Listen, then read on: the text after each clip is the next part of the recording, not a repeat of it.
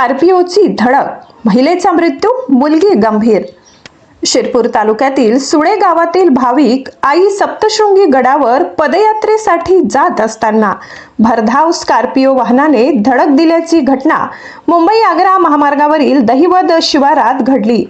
या अपघातात सखूबाई बाबूलाल भील वय 35 यांचा जागीच मृत्यू झाला, तर मनीषा काळूसिंग पावरा वय 16 ही गंभीर जखमी झाली. घटनेनंतर संतप्त ग्रामस्थांनी दहिवद पोलीस चौकीसमोर गर्दी केली. पोलिसांनी तातडीने घटनास्थळी धाव घेऊन परिस्थिती नियंत्रणात आणली. दरम्यान आमदार कांशीराम पावरा यांनी रुग्णालयात भेट देऊन जखमी. तुम्ही कुठे निघाला होतात? आम्ही सुळे ते वणीगड पर्यंत निघालो होतो.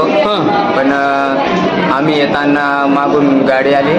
पोलीस चौकीजवळ पाटील धाबा आहे तिथं. माझी आत्या आणि माझी बहीण लागते, ती चालत होती. आम्ही मागे होतो दोघी भाऊ. आणि ती माझ्या आत्याचा मुलगा मोर चालत होता, पुढे चालत होता. आणि ते चालताना मग मागून गाडी आली आणि मागूनच ठोस दिली आत्याला. आत्याला. तर ते लांबच चालले गेले, ठोकले गेले आणि लांब चालले गेले. ते त्यांना उठवायची पाहिजे, मी गाडीजवळ आलो तर गाडीवाल्या कोण होता आणि कोणी ती गाडी थांबून घेतली.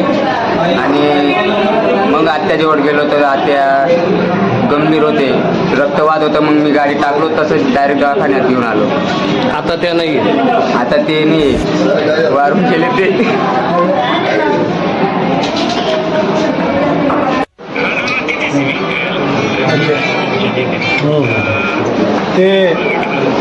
ते पंचनामा करायला लावून द्या ना, हे PM करायला बरं.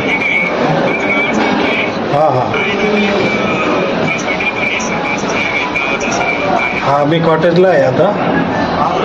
ते पंचनामा केलं का हे PM करायला बरं राहील ना.